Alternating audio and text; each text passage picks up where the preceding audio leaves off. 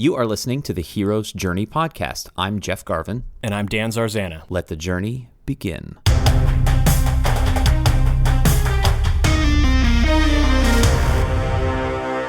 Welcome to the show. Welcome to the show, Dan. In this podcast, we examine classic and contemporary books and films through the lens of the hero's journey. If you're new to the podcast, welcome to it, and thanks for checking us out. We encourage you to dig back into the back catalog, starting with episode 0, in which we introduce the idea of the hero's journey. And if you've been listening all along and you like what you hear, please take a moment to leave us a rating in iTunes or wherever you listen to your podcasts. Ratings will move us up in the list, and it helps other people discover the podcast, and it makes us like ourselves a little bit better. This is episode... That was good. This is episode 4, The American President. Spoiler alert! Spoiler alert! We will be discussing the story in its entirety, so if you haven't seen the movie, be warned. Should we mention that this is a special holiday episode because President's Day is in February? I think you just did that. It's also a rom-com, and so it fits in with the Valentine's Day. Double duty. The American President was released in 1995 by Columbia Pictures and starred Michael Douglas, Annette Bening, Martin Sheen, and Richard Dreyfuss. It was directed by Rob Reiner, who was famous for A Few Good Men, The Princess Bride, Stand By Me, and of course, the seminal American rock mockumentary, This Is Spinal Tap. Yeah. It was written by Aaron Sorkin, one of my favorite screenwriters of all time, who also wrote A Few Good Men and later created the acclaimed 1999 TV drama, The West Wing. Multiple Emmy award-winning show. Yeah, this American President is kind of The West Wing episode 0. Yeah, it's like a proto-extended pilot of The West Wing. The American President was nominated for Golden Globes, Best Director, Best Screenplay, Best Actor in a Comedy or Musical for Michael Douglas, Best Actress in a Comedy or Musical for Annette Bening, and Best Comedy or Musical. And side note, according to Wikipedia, are we talking about Wikipedia again? I thought we already agreed that you can't trust anything on Wikipedia. According to Wikipedia and IMDb, Robert Redford was originally slated to play the president. Apparently he went around to screenwriters with the single-line pitch, "The President Elopes." Yeah. And I actually corroborated this between Wikipedia and IMDb, so there's crossovers. So either the same person edited both. This is one of the things where Hollywood rumors abound, so who knows if it's true, but it's interesting. Lovely. So Redford selected Sorkin as the writer with the understanding that he would play the president, but he left when Reiner signed on. I wonder if there's a story there. There were rumors that they didn't get along or that Reiner wanted to make the movie more political and Redford wanted to be more focused on the romance, but who knows? Right. Also, according to IMDb, prior to Aaron Sorkin joining the project, early versions of the script depicted President Andrew Shepard as like a military veteran and a former special ops agent. And then Harrison Ford would have had to... Well, ironically, Rob Reiner discussed the lead role with Bruce Willis. Oh, okay. Right? Who only 10 years earlier would never have been an action movie, wouldn't have been considered a special ops guy. And Steven Seagal. Oh, apparently. God, it would have been awful. Before Sorkin's rewrites transitioned Shepard into like a more academic character. Thank you, Aaron Sorkin, for saving us from another Seagal movie. Okay, so this is the moment where I just confess to you that I am not only a huge fan of the West Wing television show, but a huge fan of the West Wing Weekly podcast, which is hosted by Rishikesh Hirway and Joshua Malina. So I just want to point out a couple parallels for the audience to chew on. The opening scene of this movie is a long walk and talk sequence, a steady cam sequence, like where the camera's in front of people who are having a long conversation, and they weave from the residence into the Oval Office. And the walk and talk became a recurring motif in the series. Another parallel, Anna Deavere Smith, who in this movie plays White House Press Secretary Robin McCall, also went on to play National Security Advisor Nancy McNally on The West Wing. Right. And of course, Martin Sheen, who plays Chief of Staff A.J. McInerney. McInerney? I think it's McInerney. I heard him say... It's McInerney. Okay. Did you watch the movie? Look, I'm the guy who can't say Tagaki right. So Takagi. Well, I couldn't say Carborundorum last episode, so... So anyway, Martin Sheen, who plays Chief of Staff A.J., will go on to play President Josiah Bartlett in The West Wing. The Oval Office set was originally built for 1993's Dave with Kevin Kline. It was? Yeah. And we haven't seen him yet, folks, but he's coming. Probably best well known as the co-host of the West Wing Weekly, but also for actually being on the West Wing in the role of Deputy Communications Director Will Bailey. It's Joshua Malina! In this film, he plays David, a member of Sidney Wade's team at the GDC. And shout out to West Wing Weekly for being one of the best podcasts out there and definitely an inspiration for the hero's journey. With that, we dive into Act 1. The hero's journey begins with the ordinary world, the world of common day. We see our main character in his status quo, normal life. So, we see President Andrew Shepard arriving at the White House, leaving the residence and entering the West Wing. We learn right away that unlike most presidents in the movies, Andrew Shepard is a funny, regular guy.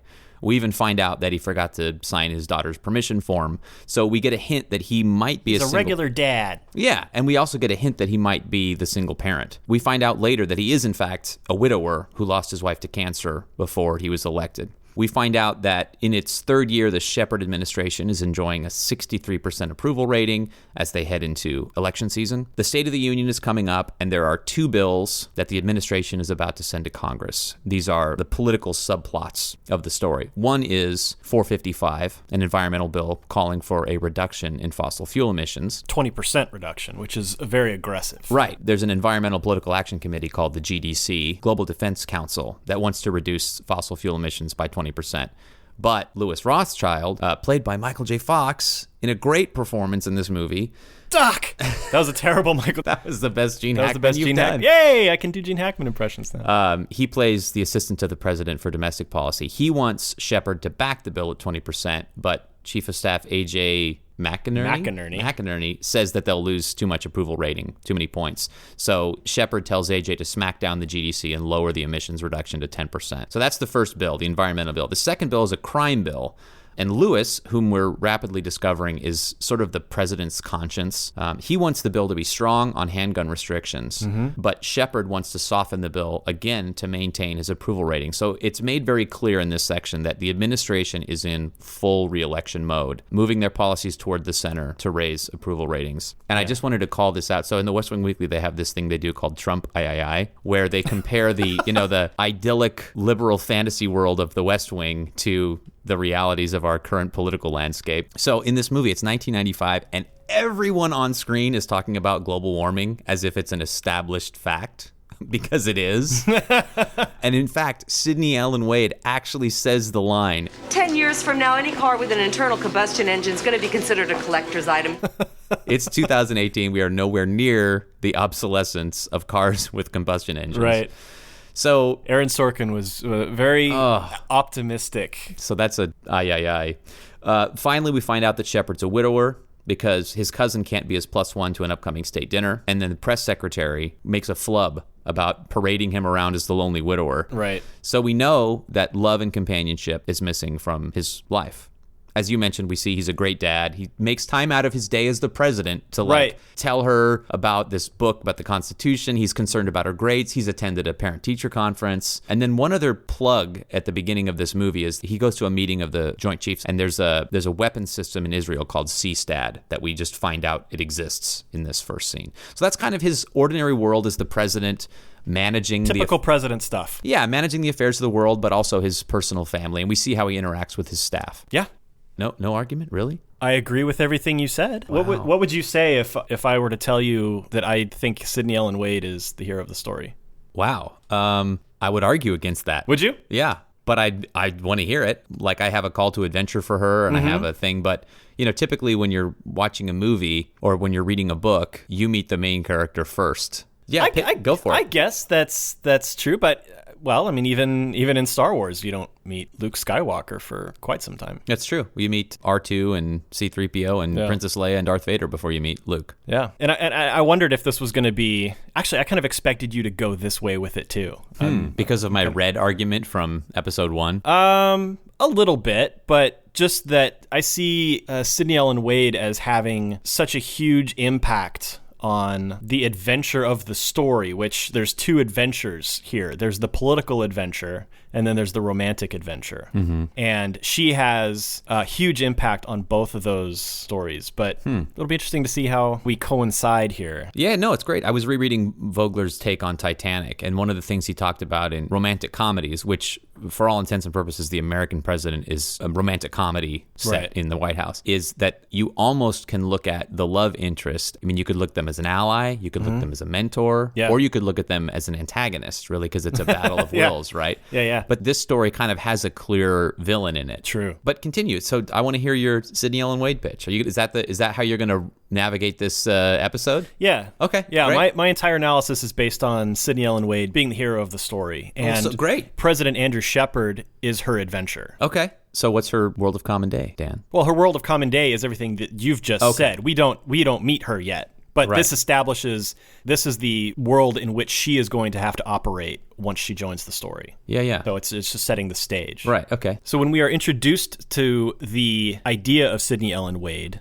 she's mentioned before she appears on screen. Leo Solomon, who is, I think, the director of the Global Defense Council.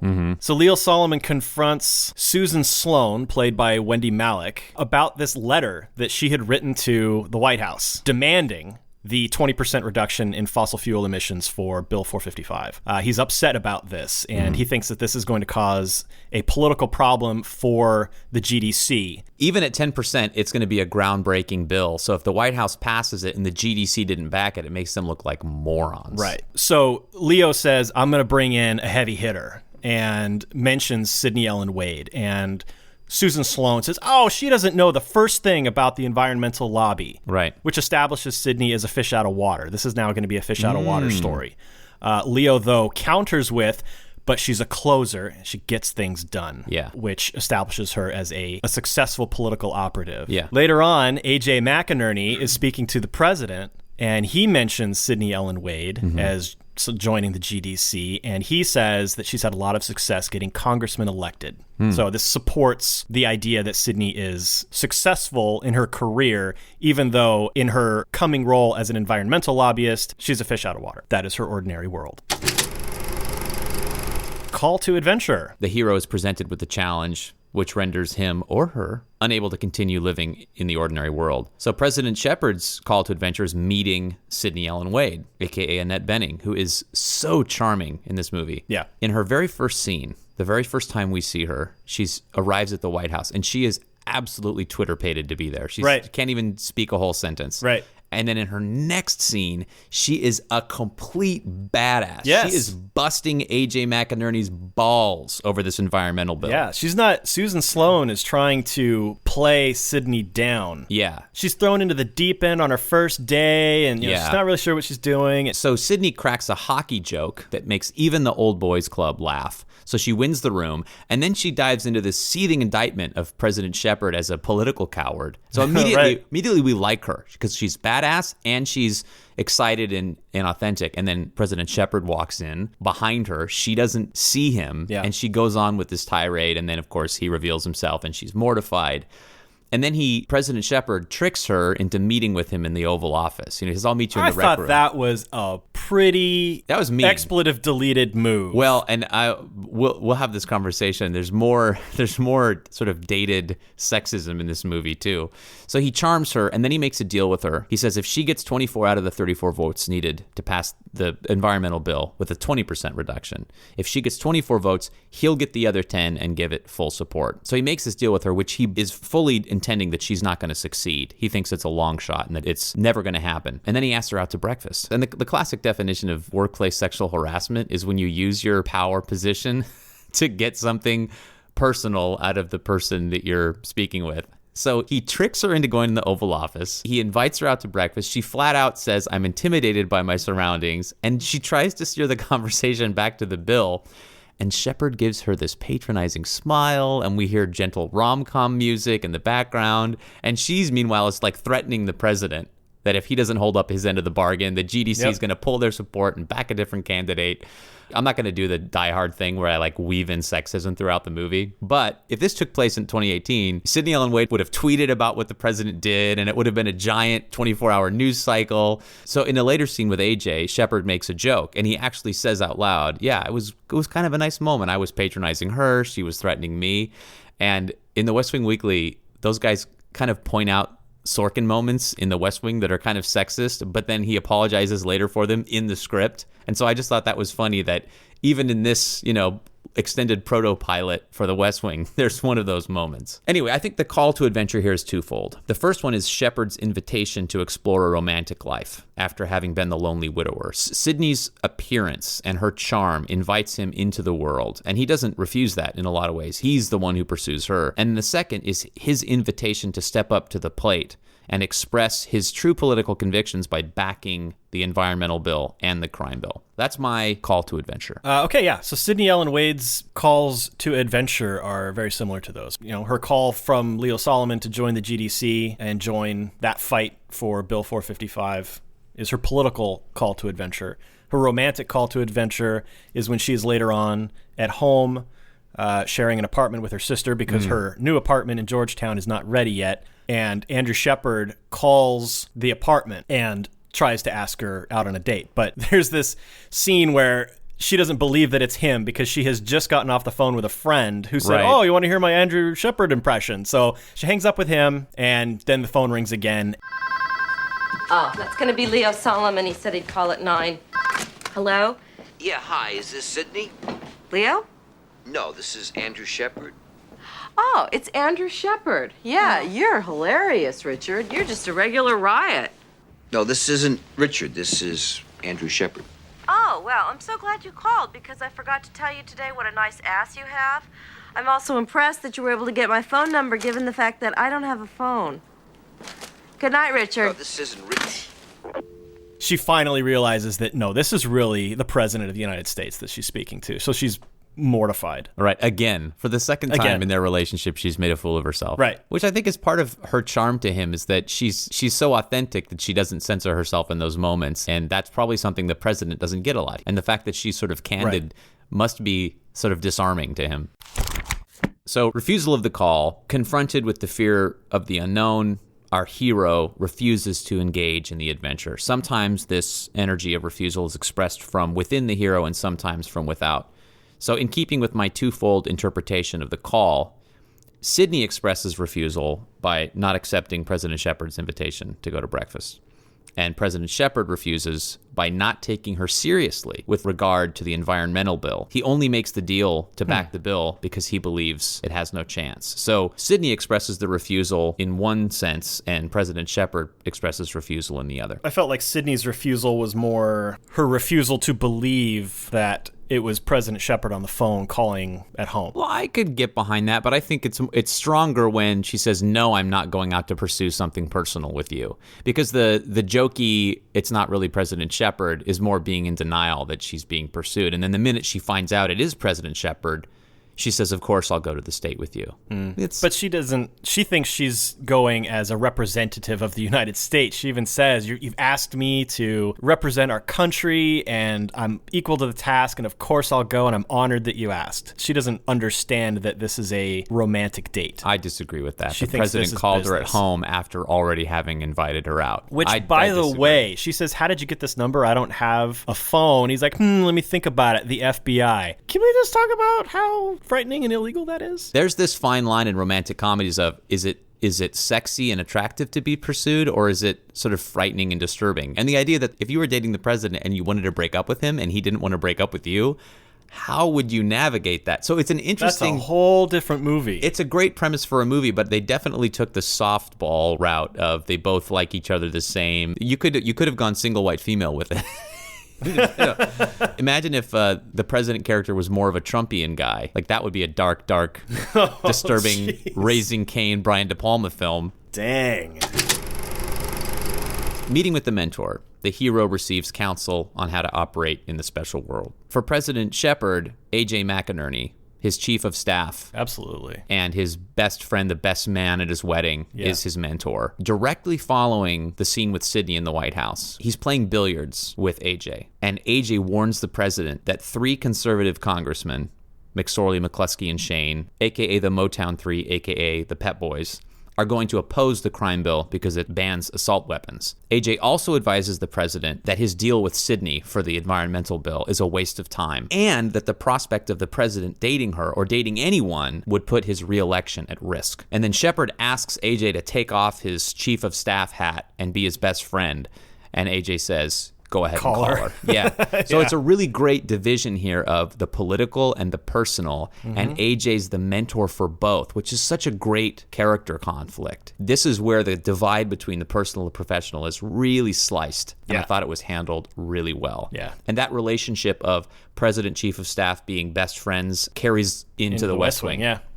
I had a little bit of difficulty finding mentors for Sydney Ellen Wade. She's kind of on her own for a lot of this. Leo Solomon, I think, is the closest to a mentor that Sydney has. Yeah. After the state dinner, Yeah. Sydney's picture is all over the front page of every newspaper, dancing with the president. Yeah. And he warns Sydney that her political career as a lobbyist is at stake now because she won't be taken seriously in the future. This relationship with the president, this needs to go all the way. Now, he'd better marry you because if not, You'll be a joke. yeah, you're going to be a joke. And then a tiny little moment, and I'm probably stretching here, but the gate guard at the White House when Sydney and Susan first arrive for their initial meeting with AJ McInerney. He gives her the first encouraging words that she has heard in the movie so far, immediately following just this kind of really snippy dialogue from Susan. Other than that, I kind of feel like Sydney is kind of on her own. There's dialogue with her sister, but her sister doesn't really do a whole lot of mentoring except the time when the second time Shepard calls and she keeps saying, answer the phone. No, I'm not going to answer the phone. Answer the phone. He's going to ask me to come over. Answer the phone. I think she's absolutely a mentor because AJ has to be both. He has to be political mentor and romantic mentor. Okay. Leo is Sydney Ellen Wade's political mentor. These are the consequences. Yeah. Okay. And the sister, Beth, is her. Yep. Of course you answer the phone. Yeah. Here, borrow some clothes. She is the one going, go, listen to your heart. That's the function of a mentor in the romantic comedy, right? Yeah. Okay. Nina, I can't pronounce her name, Nina Simasko plays Bartlett's eldest daughter in the West Wing. So there's another West Wing connection. Wow. Crossing the threshold. The hero must pass a barrier to enter the special world, and the crossing represents the hero's commitment to taking on the adventure. Shepard calls Sydney at home and asks her to be his date to the state dinner. And when they finally get sorted out that he is actually the president and not a prank caller, she says yes. That's the crossing of the threshold. Okay. So with respect to Sydney's two adventures, her political adventure and her romantic adventure, the crossing the threshold of the political adventure is in that initial meeting with AJ McInerney, where Susan is trying to downplay Sydney's involvement, and she slams her down, just like you've already mentioned, where she's talking about, well, if I had read this 800-page report that you just gave me last night, I would know that, and she lists all this information that she either already knows because she does her homework, or she actually did read the 800-page report last night, and Susan just assumes that she didn't. Right. That's her crossing of the threshold in the political arena. She is committed to doing this job. I'll buy that. I'm kind of second-guessing my my threshold for the romantic adventure. Were you going to say it's the state dinner? No, I was going to say it's when she's tricked into entering the Oval Office, because that is the beginning of the romantic relationship. I see. To me, that's clearly refusal because she says no when she's invited. And she didn't choose to cross that threshold. She gets hornswoggled into it. But I feel like that's a great big belly of the whale moment for her when she's in the Oval Office in the White House. Well, again, I think you're on tenuous ground here calling Sydney the hero. And another clue to me is when the movie title refers to a character, that's also a strong indication that at least the writer intended the American president to be the main character. So it's very interesting to interpret it through Sydney being the protagonist. But you are going to have some plot and some sequence problems with the hero's journey. Not that you won't find those places, but they might occur out of order because it's one character driving the plot and the other one sort of wrapping themselves into that engine. Okay. Well, now that our hero or heroine have crossed the threshold, we're going to take a short break and come back with Act 2. Hey, Jeff. Yeah. Last episode, you were really hostile to people about reading books. You're right, I was. I feel bad So about I that. ask you, author Jeff Garvin, what are you reading? I'm so glad you asked. I'm currently... I just finished a debut by Farrah Penn called 12 Steps to Normal, which I really enjoyed. Is that alcoholism related? Yeah, so it's a contemporary YA about a girl who returns to come back to live with her father after he gets out of alcohol rehab, and she's trying to put After he gets out of alcohol rehab, and she's trying to put her life back together. And the thing I liked about it is my YA reading is always focused on misfit stories. And this story, all the characters are very sort of normal, popular, upper echelon of the social order, but they're all dealing with heinous family stuff. And so it was really a great empathy check for me of like, oh, beautiful people have problems too. So I just finished that. I'm currently reading one of the books Michael Connelly published last year, Two Kinds of Truth, which is a Harry Bosch novel. I think he publishes one like once a month, right? He usually does a book a year, but last year he did Two Kinds of Truth and The Late Show, which is a brand new I bought that. Female protagonist. I know you. I haven't read it yet, but I bought it. I may borrow it from you because I am hooked on Michael Connelly. Really? Yeah. And I got to meet him at Chapman. He and I somehow ended up at the same book event. Wow. Because his daughter now attends Chapman, so they like roped him in to do a book event. Okay. And so now in the books he mentions Chapman University. Oh, cool. And it's great. He does that with all his books are set in Los Angeles, right? Right. Yeah, the ones I've read. So for Los Angelinos, at least, who are very familiar with the intersections that he mentions, those of us in LA are like, oh, I know that spot. And he calls out. And I know that flower shop that he's talking about. He calls out restaurants and bars, and it's great. His books have major Angelino verisimilitude. And I wonder if people who are not from Los Angeles read the books and enjoy them and just have the same... I don't know if you've ever seen the Saturday Night Live sketch, The Californians. The Californians. Right, where they're talking about, you took the why don't you just get on the 405 to Wilshire and get off and go westward Santa Monica. Yeah, so there's an element of that to Connelly's books where he'll get on the 101. That's what we're like. The first of 3 freeways that he needs to take to get SFPD. Anyway, so I'm reading that, and I just can't find enough time in the day to read it. I'm like... Really? I'm just going through it so fast. His stuff is so enjoyable to read. And then I'm also listening to the audiobook version of John Green's latest YA contemporary, Turtles All the Way Down. Okay. Which is about a girl named Asa who is trying to uncover the mystery of her junior high friend's father's disappearance. He's a billionaire contractor, and he disappears amidst a cloud of controversy. And so she reconnects with her middle school crush to try and sort of get information for him because there's a $100,000 reward for information leading to his apprehension. But she's also dealing with... Oh, her father is a criminal on the run? Her junior high friend, his father is a criminal on the run, and he's a billionaire. So he's been indicted for all these white-collar crimes, and then he disappears. So she's trying to find him because her best friend wants to get the reward. And so she ends up getting re-involved with this son of the billionaire. But she also has obsessive-compulsive disorder. That's something John Green deals with. And when The Fault in Our Stars came out in 2012, he hasn't published a book since 2012, which is rare for a top list successful YA author. It's been 5 years between books. And he's been, on his video blog, Vlogbrothers, he's been really honest about what he's been going through. And, OCD, everyone thinks of like, oh, they wash their hands a lot, but it's more complex than that. So he kind of unpacks OCD in a really great way that's satisfying to read about. So I'm enjoying that book too. I'm enjoying both. How about you? What are you reading? Well, I don't normally make New Year's resolutions, but on January 1st, I finally started the 3rd book of Kim Stanley Robinson's Mars trilogy. I read the first 2, Red Mars and then Green Mars, in college years ago. Wow. College? I mean, just a couple of years ago. Did they have books when you were in college? When we were in college a couple of years ago. The stone tablets? Listen to me. Listen to me. So I just started reading the 3rd one. For some reason, I never got to the 3rd one. I think probably life happened, and then I never got to the 3rd book. They're huge. These are like 500 to 700 page books. In fact, I think this 3rd one's like 760 pages or something like that. So they're big, dense, hard sci-fi books. And this trilogy is about the first colonists to Mars and their efforts to terraform the planet, make it inhabitable for humans, because Earth has become overpopulated and then suffers a catastrophic global catastrophe. Well, catastrophic, that's what that is. An apocalyptic global apocalypse.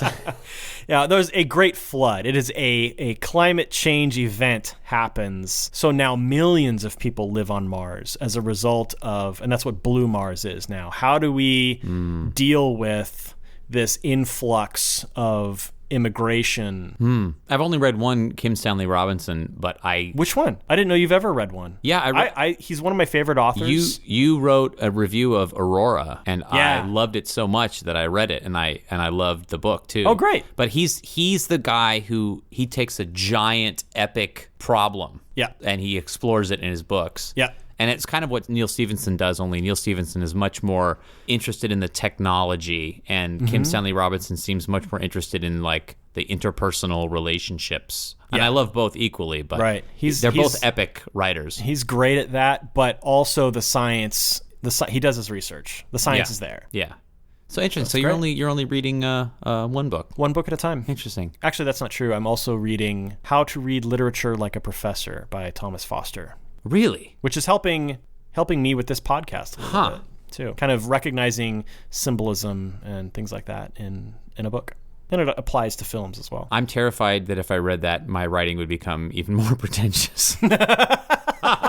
Well, you cannot borrow that book then. Okay, good. All right. Let's move on to Act 2.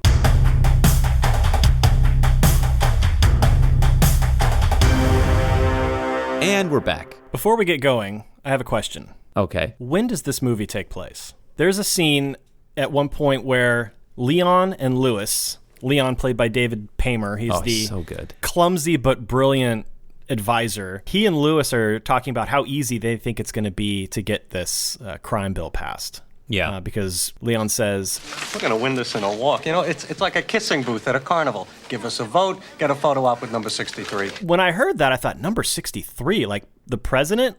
Presidents are often referred to as the number of the president that they are. It's an awkward way of saying. Like Obama was very often referred to just as 44.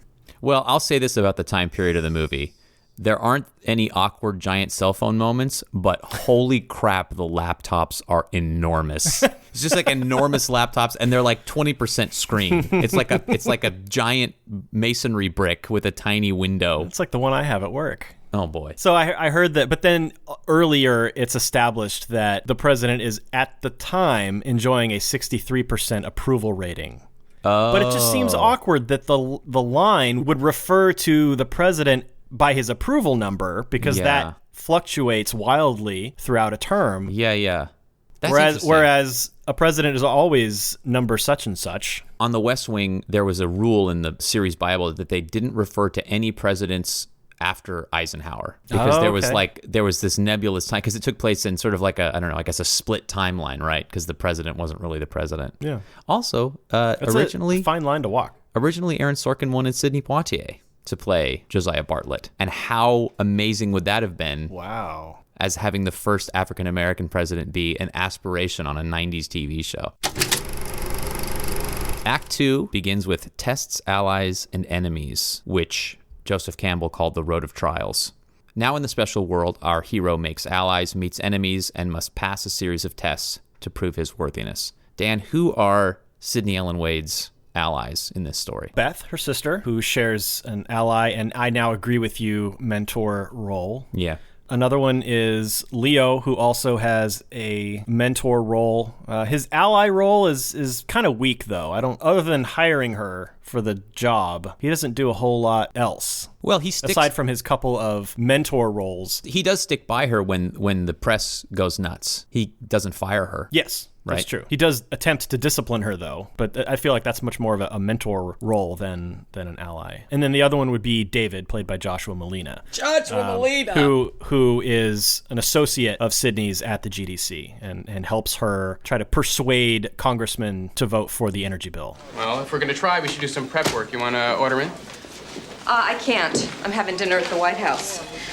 So let's start early tomorrow morning, say 7:30. Okay. I'm having lunch at the Kremlin, so we'll have to, start even earlier than that. Good night, David. In order for me to catch the morning plane to Moscow. Good night, David. And that's kind of it. I don't know that I would call Shepard an ally. At least the way I'm looking at this story, he's more the adventure than the ally. They definitely have an antagonistic relationship. Some romantic comedies, the love interests become allies, but in this one, I think they're definitely working against each other. Literally. He's trying to pass one piece of legislation, she's trying to pass another, and they're in direct conflict. Right. President Shepard's allies are his staff. A.J. McInerney, who's his chief of staff, also the mentor, but he's definitely an ally. Louis Rothschild, Michael J. Fox, is his moral compass. If this is a pilot for The West Wing, he's like a combination of Josh Lyman and Toby Ziegler, because he's got these political operative moments and he's got the speechwriter moments. Yeah. And his daughter Lucy, who has his back, ties his bow tie, gives him dating advice. That scene. The bow tie scene. I think there was such a subtle subtext there. I feel like a lot of people may have missed when he says, Where'd you learn how to do that? Social studies. Very funny. Oh, really? Where'd you learn that? I don't know. I just guess I picked it up somewhere. Sweetie, did Mom teach you how to do that? Yeah. Lucy, is this okay? Am I having dinner with a lady? Dad, it's totally okay. You sure? Because if there's anything you want to talk about... Dad, it's cool. Just go for it. Okay. The subtext there is Mom showed Lucy how to tie the bow tie because she was dying and wasn't going to be around to do it herself. Oh, wow. Wow. The thing I took away from it was how mature Lucy is to not bring up Mom before the date. That's why she didn't want to answer that question. How amazing is a 12-year-old that can do that? Right. Also, by the way, I watched this movie with my wife. She is actually playing the trombone on screen. That's not fake. Okay. And when she plays Hail to the Chief, it's in E-flat. For those of you who are paying attention. Is that important information? Apparently it is. Okay. Thanks, Ami.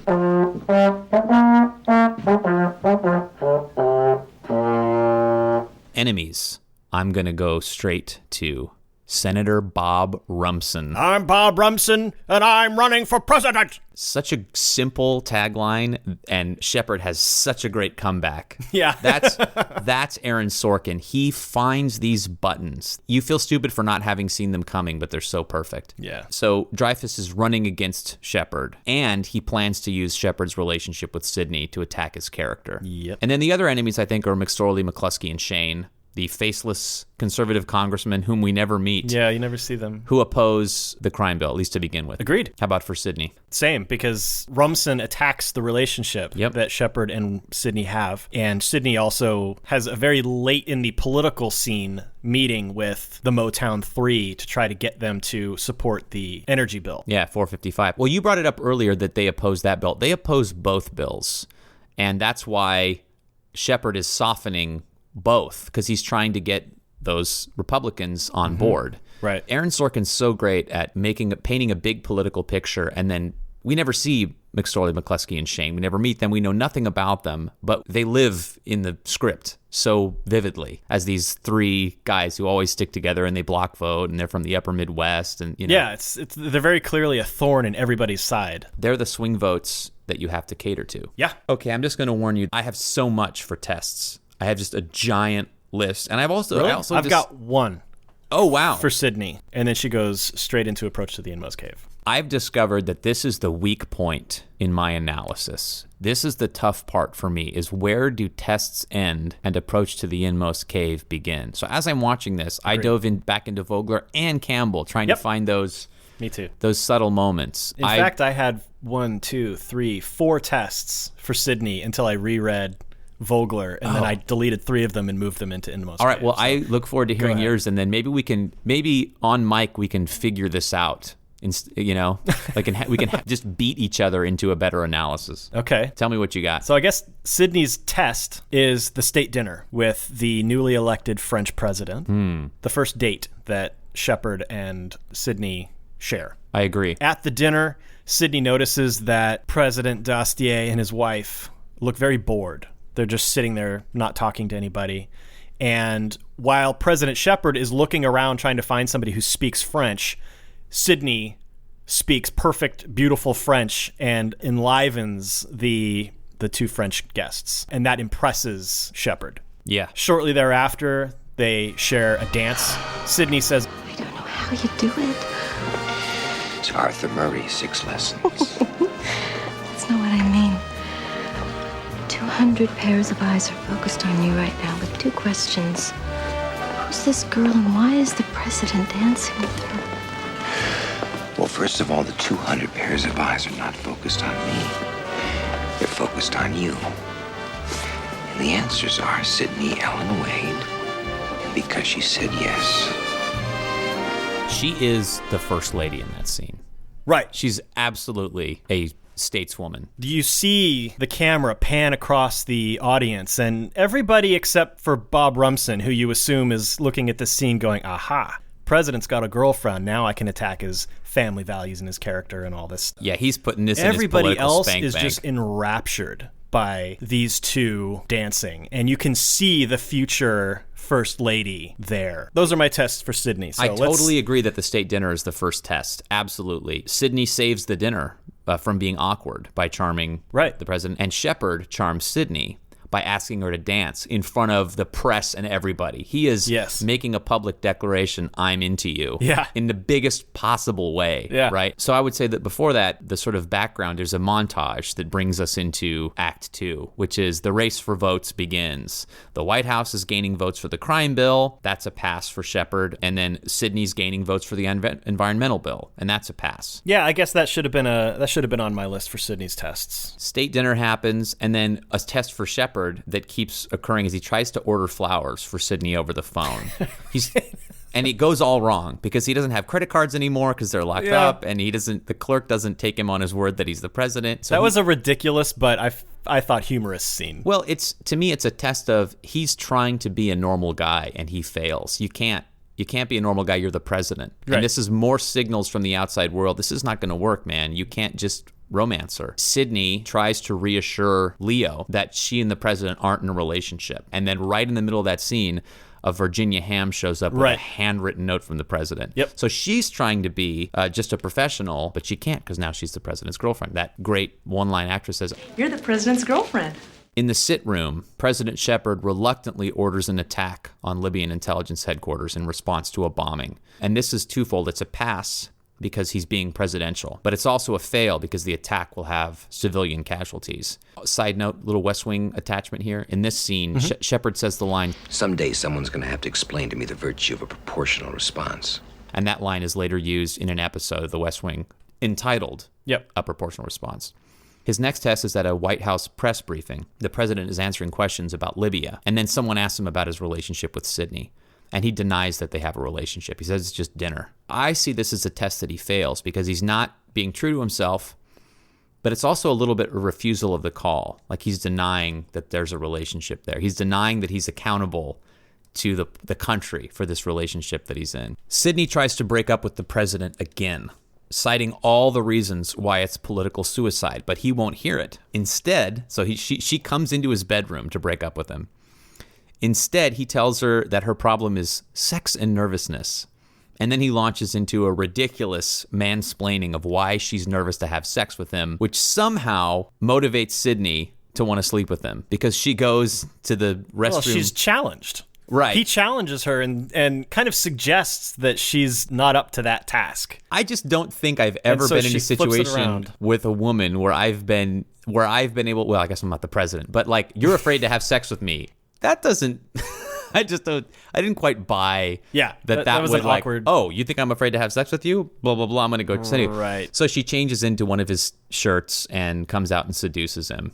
And my favorite line in this movie, it's a line that I say, I use it in my life. "Are you nervous?" No. Good. My nervousness exists on several levels. That's such a great line. So the next morning, Sydney's getting ready to leave, but the press is camped out at every exit. And it's such a great scene. The whole staff, one by one. Tests? Mm-hmm. The whole staff shows up in his bedroom to strategize. And this is a pass to me because Shepard tells her, you're free to answer questions or not. We're not going to try to handle you. So that's a pass. But then he also says the White House's official position is no comment, which is a fail because he's essentially not publicly acknowledging their relationship. And then there's a montage where the press descends on President Shepard and on Sydney. His approval ratings are dropping. Rumson is rising. Shepard tries to get her flowers again in person. And of course, the clerk that he spoke to on the phone faints dead away. Out. And it's such a slapstick scene. Yeah. It's so out of character for the movie, but at the same time, it's so funny.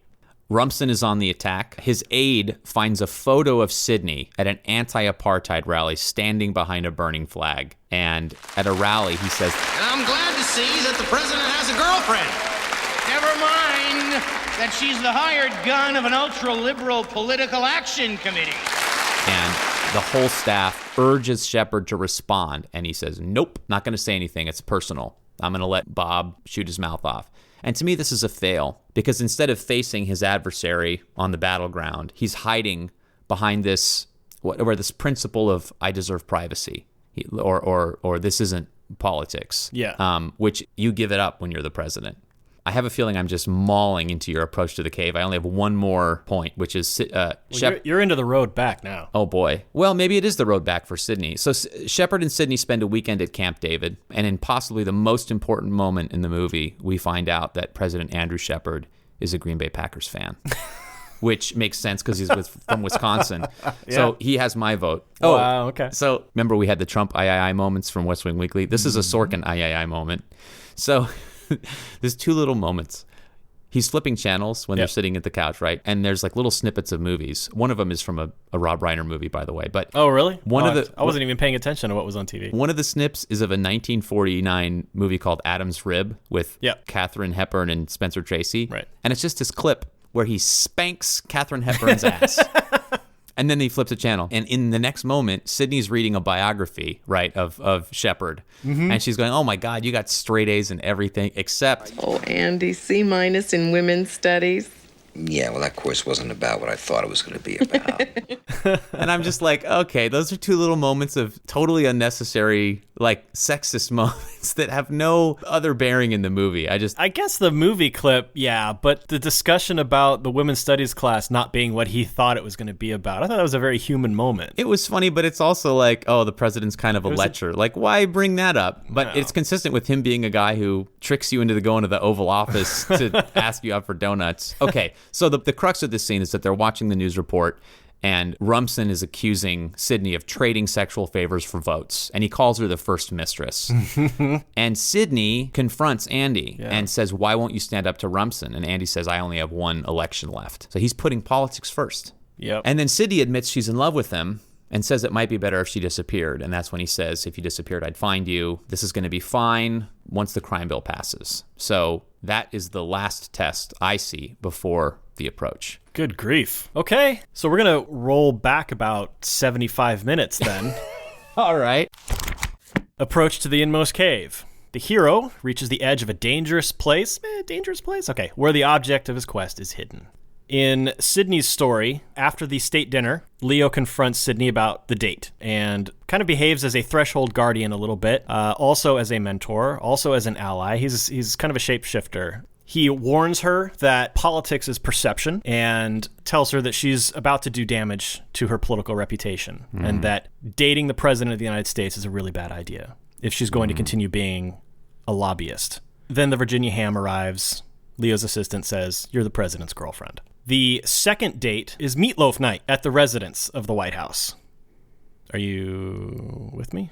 I'm with you. I'm just as you're talking, I'm totally revising my whole take on this movie. Go on. And I had a moment during meatloaf night when we see Sidney and Lucy, Shepard's daughter, and Shepard sitting at a coffee table, and they're playing Scrabble. This is Handmaid's Tale all over again. Yes. That's right. I freaked out when I saw the Scrabble thing that was they're so playing weird. Scrabble. Why Scrabble? So weird. Oh boy. By the way, I'm reading a John Green novel that mentions Scrabble, and someone has a tattoo that says whatever that Latin phrase is. Nullite te bastardis carborundorum. Yeah. So The Handmaid's Tale is just beating us in the face everywhere we go. We can't get away from it now. Yeah. Lucy goes to bed, and Shepard offers to give Sidney the 25-cent tour of the residence. He takes her to what he calls the dish room because as he says, he's a West Wing president. He doesn't care so much about the residence itself and all of the different museum rooms that are in it. Sidney corrects him and says this is the China room, and this is where all of the China sets are provided by previous administrations. And it's in this scene where the president and Sidney, I guess they do kiss a little bit, but it's quickly interrupted by an agent who appears in the room and tells the president that there's an emergency that he needs to take care of. Right. All of this is leading into the scene in the president's bedroom, which I saw as the ordeal. So that's the end of my approach. All right. So smack me down. No. So I was really trying to figure this out when I was rereading Vogler. In Campbell, during the ordeal, there's one that's woman is temptress, meeting with the goddess, and the meeting with the goddess is the mystical marriage, which totally is the bedroom scene, them coming together. So what I'm realizing is my analysis is totally about the political plot lines and not about the romance, which of course it should be about the romance. That's what this movie's about. Yeah. So your approach to the Inmost Cave, I'm totally buying, which is they're going down the rabbit hole of the romance, right? That kiss. Right. And of course he gets called away to something presidential. So there's that double conflict. So I guess I'm saying I'm on board with your analysis. Oh my goodness. And now I'm seeing my approach is rowed back. I'm so happy. I'm seeing my approach is rowed back. So I think I'm going to do something I've never done before on this podcast, which is I'm totally going to pivot based on something you said and adjust my analysis as we go into the end of Act 2. Whoa. From the romantic point of view, their lovemaking, that is the ordeal. That is the most important part in the forming of a romantic relationship. That consummates that romantic relationship that, at least if you're a responsible adult, that tells the partner that this is real. Yep. I thought it was funny how, and we've already discussed this awkward conversation of Sidney is like in the bathroom and Shepard is announcing his plan of here's how we're going to make this relationship proceed in a safe and reasonable manner. And she comes out wearing the slowdown plan. And she comes out wearing one of his dress shirts and nothing else. And he says, maybe I didn't explain the fundamentals of the slowdown plan to you.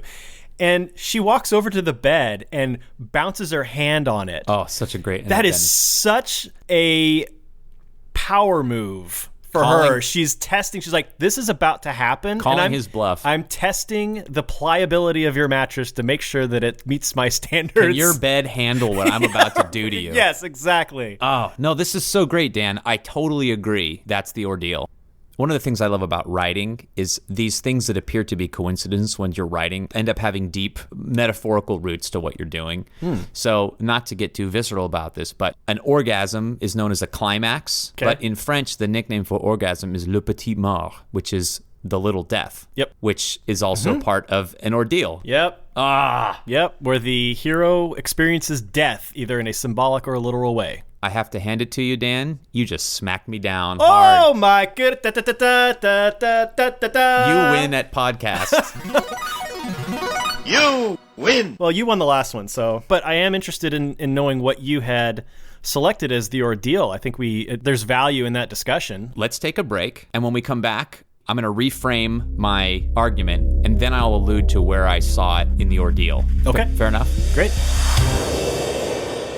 Welcome back, Jeff. Thank you, Dan. Let's get into Act 3, first segment of which is the road back. Wait, hold on. What? We always do the road back. We always do Act 3. We do the drinking part. Here we go. Dan, we have to do the drinking part before. Oh, you want a beverage? Listen, I'm angry. I'm humiliated. I'm embarrassed because I did this podcast wrong. And so before we launch into Act 3, where you just kick me while I'm down. Whoa. I'm going to need some liquor. First of all, I don't think we've done anything wrong. I was wrong. You won podcast. I feel like from episodes 0 through 3 so far, I've done those wrong. And you're not embarrassed, angry, and humiliated? Make you feel bad. You know what? I am who I am. This is a learning experience for me. This was, you approached me to do this podcast, and I agreed to do it despite many reservations. I don't like and here we go. I don't like being wrong. You're wrong about inviting me to do the podcast. The truth comes out. Listen, I'm going to find somebody who will just agree with me and not challenge me. I feel like that's a good way to go through life. I think I'm stalling because this is, I think, the least impressive of the themed beverages that I've found so far. Are you underselling so that you'll over-deliver? I doubt it. I had considered eggnog. because they drink at eggnog the Christmas party. Can I say, though, how outraged I was when Leon is ladling eggnog into his goblet at the White House Christmas party, and eggnog just spills over the side because the ladle is too big for the goblet. I'm thinking, can the White House not afford a ladle that suits the size of the goblets that they're having the staff drink? That's funny. The eggnog from? I didn't pick up on that. And then so he's there and he's got to get a napkin and he's got to wipe up the sides of his goblet. And I find myself wondering if that was one of those actor moments where he was in it, he's pouring the eggnog while he's having this dialogue conversation with Lewis. And he's like, oh, now there's eggnog running out. Well, I don't want that to get on my suit that this costume that I'm wearing. So here's a napkin on the table. I'll just use that to mop it up. Or was that a direction? Or was he like, hey, can we get props? Can we get a bigger ladle so that I can rig this spill scene so I have a piece of business to do at the punch bowl? That was interesting. Okay. What surprised me was that AJ is drinking eggnog in that scene. Like, I pictured him more of like an eggnog guy, like a Scotch guy. Like, everyone at the party is drinking this eggnog, and I don't know about you, but eggnog's a pretty divisive drink. People either love it or they hate it. Really? And I just was surprised that everybody's drinking the eggnog. I didn't know that eggnog was so divisive. I guess, right? Yeah. It's like fruitcake. It's a terrible name, eggnog. That just doesn't sound appetizing. But also, it's a liquid. It's a beverage, so it's liquid, and you just have the word egg in it. So you're like, here's drink some liquid egg. Does it have eggs in it? I don't know. I don't think it has eggs. There's like milk and cream and rum or something. I just buy the carton at now the you store. Are I don't look at the... Now you are stalling. It's cool. All right, here's your bag. Okay, here I go. I promised you that you would not have to drink wine twice in a row. Brew free or die IPA, and on the can is Mount Rushmore. Yeah, and there's the presidential connection. And Lincoln has left the mountain and he's brandishing his fist as if to defend America. And it's from the 21st Amendment Brewery. Yeah, this is beautiful, and it's an IPA, which I love. All right, I'm gonna. Did you only get one? For us? No, there's a 6-pack. Oh, there's a 6-pack. All right, well, let's start drinking this then. Why don't you crack yours open there? Freshie. Cheers. Cheers. Tunk. Oh, that's good. It's not as bitter as like a Stone. Typical IPA. But it's got, hold on. A little bit of grapefruit. I think it's what's tripping me out is I think I've only ever had one IPA in a can, and it was the Wolf one from Golden Road Brewing. Wolf or Wolf. Well, they've got They've got a whole series of Wolf. Right, there's Wolf Pup, which is their session, and then there's I want to say 3 or 4 different Wolf related. This is only 70 IBU, so it's not. That's pretty low for an IPA. Usually IPAs are in the 90s or above 100. What's IBU mean, Jeff? Tell the listeners. International Bitterness Unit. Yes. This is delicious, actually. All right, well, we're gonna drink our Brew Free or Die IPA from the 21st Amendment Brewery, and. We'll be right back.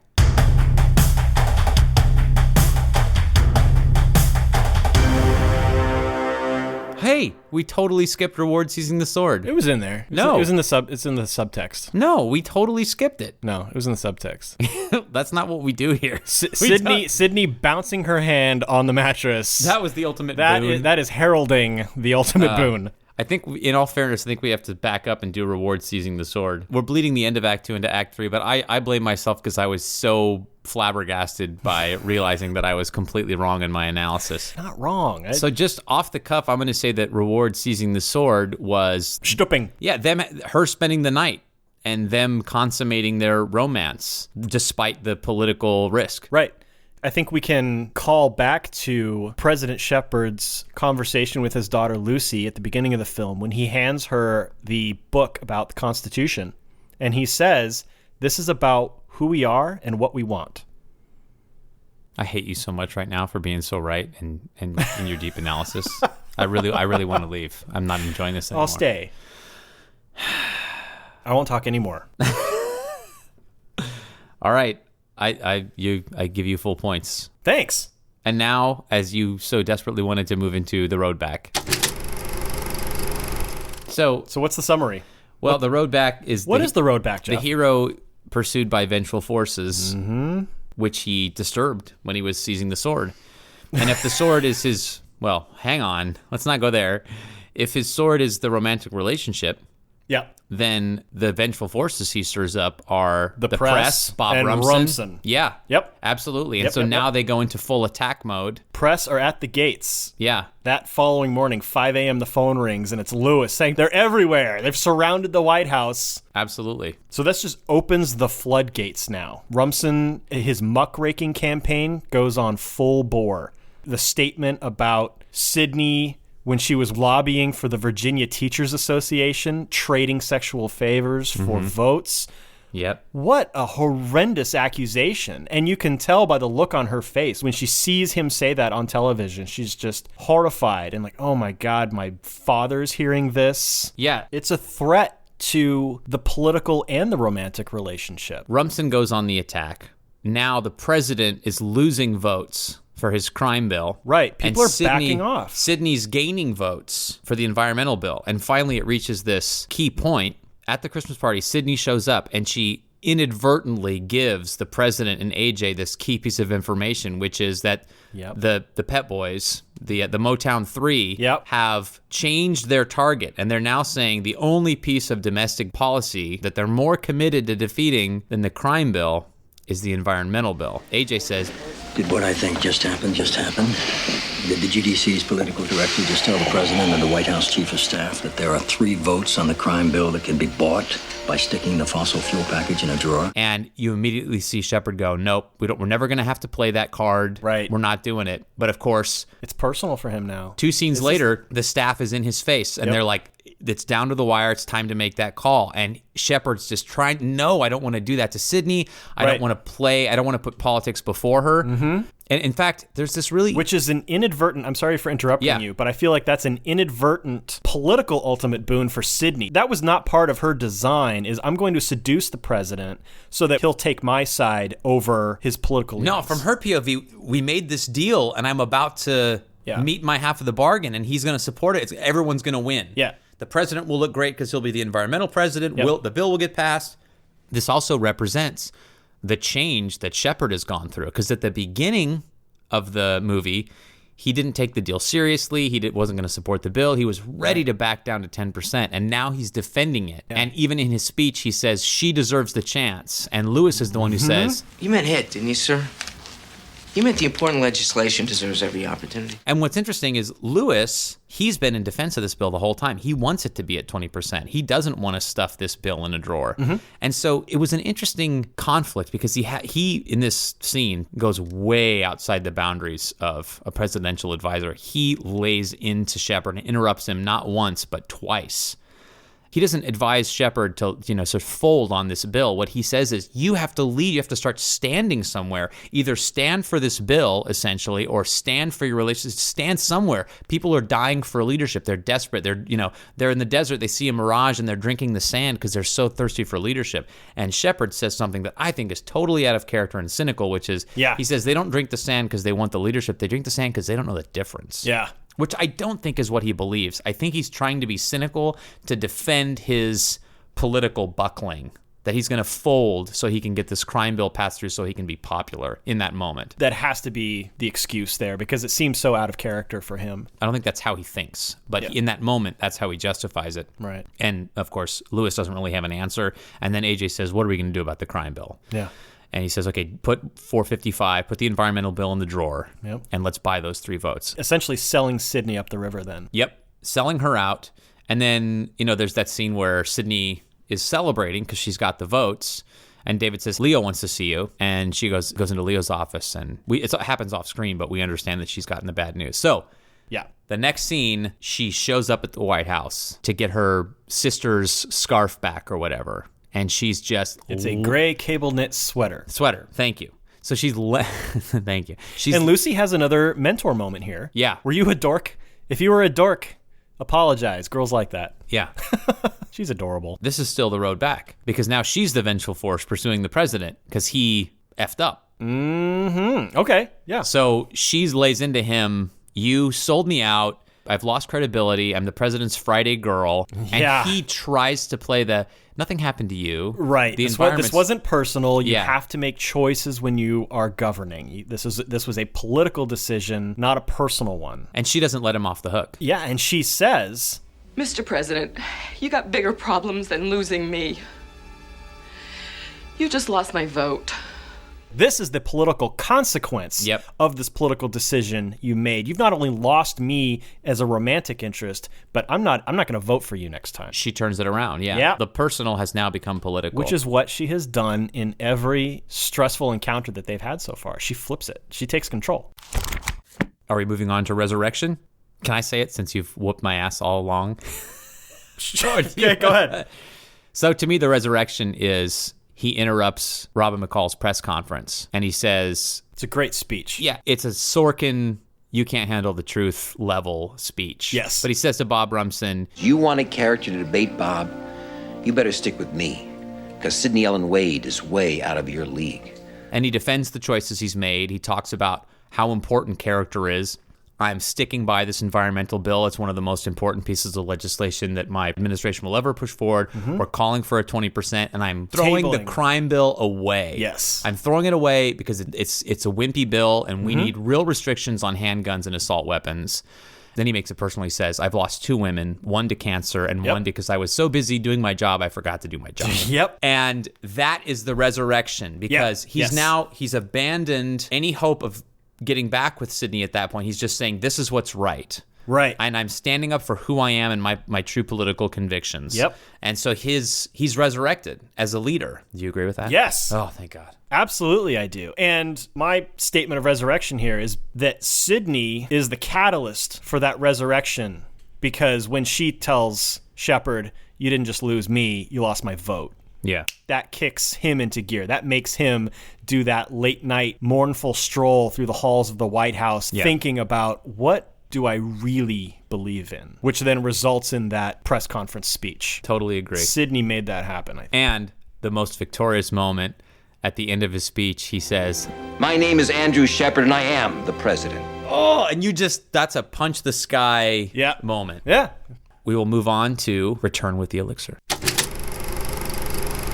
The hero, having won some precious treasure or reward, now returns to the ordinary world to share the spoils of battle. For Sidney, this has to be when, after the press conference speech, Shepard is going to go find her. And before he can leave, Sidney bursts into the Oval Office. So she's returned to him. She heard his speech on the radio and immediately drove over to the White House, because she realized he was reconciling. And she says, I didn't come back because you put 455 to the House. Well, he says, I didn't push 455 through to get you back. And she says, I didn't come back. One of those great Sorkin, so much symmetry and call and response in his dialogue, but it's so natural. You forgive the poetry because it's so well written. He is probably, he and Mamet, I think, are the 20th century masters of dialogue. Wow. Nobody does it better. So the Star Wars throne room scene of this film is at the State of the Union address. Yeah.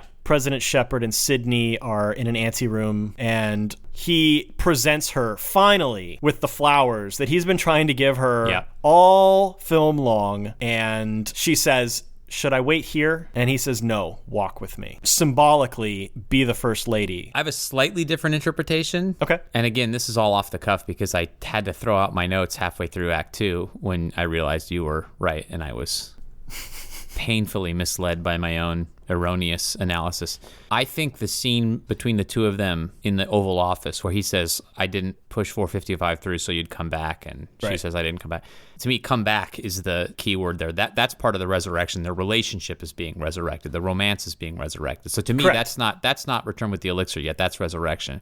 To me, the Return with the Elixir moment is when he gives her the roses and she says, how did you finally do it? And he said, turns out I have a rose garden. Which to me, it's such a brilliant case of the answer was inside you all along. The rose garden is right outside the Oval Office. Yeah. He had the answer. He walks by it every day. They constantly have, not in the film, but, you know, in real life, the president is always giving addresses in the rose garden. So he's desperately trying to do this, quote, normal guy romantic gesture. And you can't. You're the president. Yeah. And so all these people have been telling him, you can't be a normal guy and be the president. And he finally figures out how to be the president and the romantic man at once, which is, I'm going to give you roses, but they're from the presidential rose garden. Right. So to me, that's the return with the elixir, because the elixir he discovered is that I can be a leader and a dad and a lover all at the same time. I don't have to choose one or the other. Yeah, nailed it. Wow, I'm exhausted. Da, da, da, da, da, da, da, da, da, da, da. In E flat. I'm not a musician, so I don't know what that means. That's it for this episode. Join us next month when we will be analyzing Ernest Cline's Ready Player One. Just in time for the Steven Spielberg feature film. Which I'm either excited about or dreading, depending on the mood that I'm in. Dreading? Well, this taps into a whole other conversation, so let's just Spielberg. Move on. If you like what you heard, please subscribe on iTunes or Stitcher or Google Play or wherever you get your podcasts. And if you love what you've heard, please leave us a nice review. It helps inflate our tender egos. And talk to your friends. Share it with people. Talk about it on your own blog or podcast. That would be great. Thanks to Taylor Jordan for our amazing Hero's Journey fanfare and bumper music. Check him out at dramatics.net. Dramatics with an X. And to Dean Effington at DAE Design for our logo.